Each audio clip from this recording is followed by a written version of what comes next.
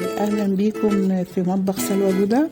أرجو الاشتراك في قناتي وتفعيل الجرس، وما تنسوش اللايك والشير وتعليقاتكم الجميلة. وتعالوا نشوف وصفة النهاردة.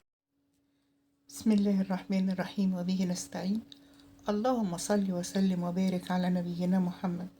اللهم اجعل يومنا عاطر بذكر الله. أهلا بيكم حبايبي في مطبخ سلوى جودة. يا رب تكونوا كلكم بخير وفي أحسن حال. شايفين بقى البدنجان الرومي الهايل ده؟ الوصفة دي ماما كانت بتعملها من زمن.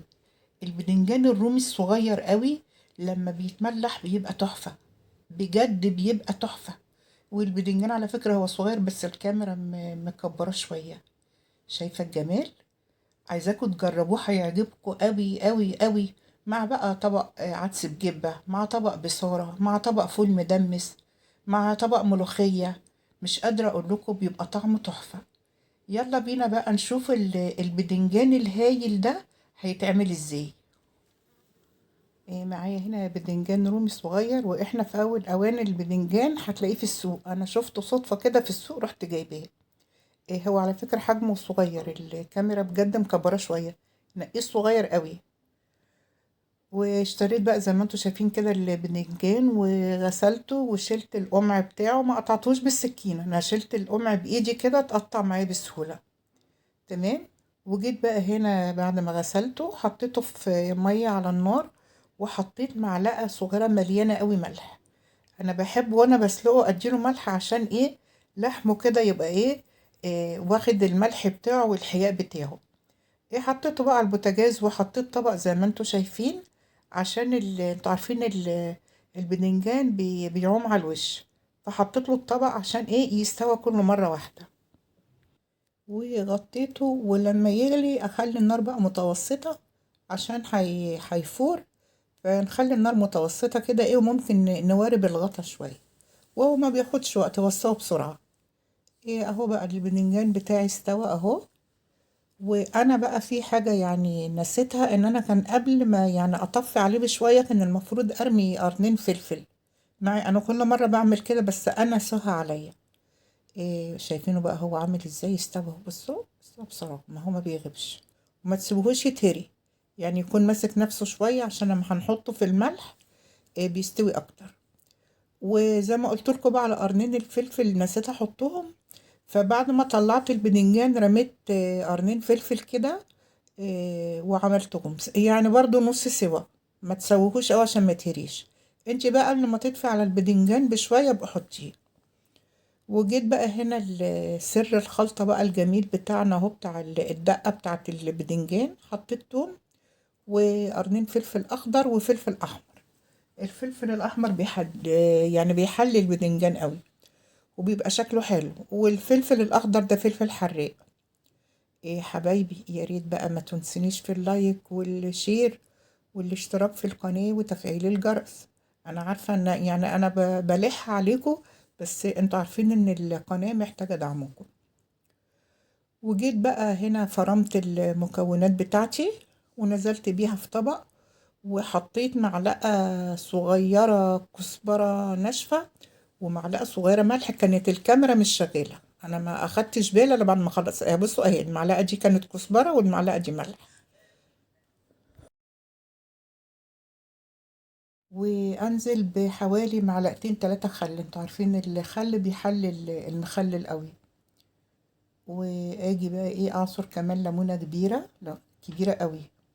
وعلى فكرة انا زودت ملح تاني.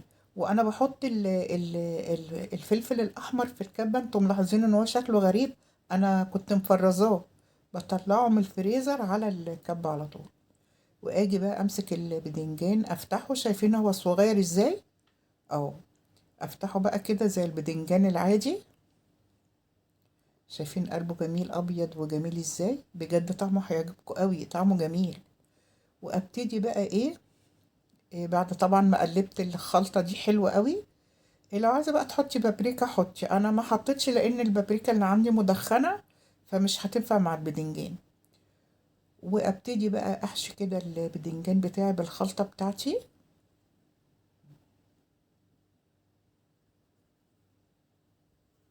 يا سلام بقى لو شوية شوية كده دقية بامية ولا بامية ويكا مع البدنجان ده بتبقى عظمة، بتبقى حلوة قوي، وبيفتح النفس لأي أكلة، وبصفة خاصة بقى الأكلات الشعبية بيفتح النفس قوي. وادي بقى الفلفل اهو، افتحه بقى كده واحط فيه، لو مش عايزة تفتحيه مش مشكلة، بس انا بقى ايه، بحب افتحه كده واحشيه، بيبقى شكله حلو وطعمه حلو. شايفين الجمال؟ اكمل بقى بقية الحشوة.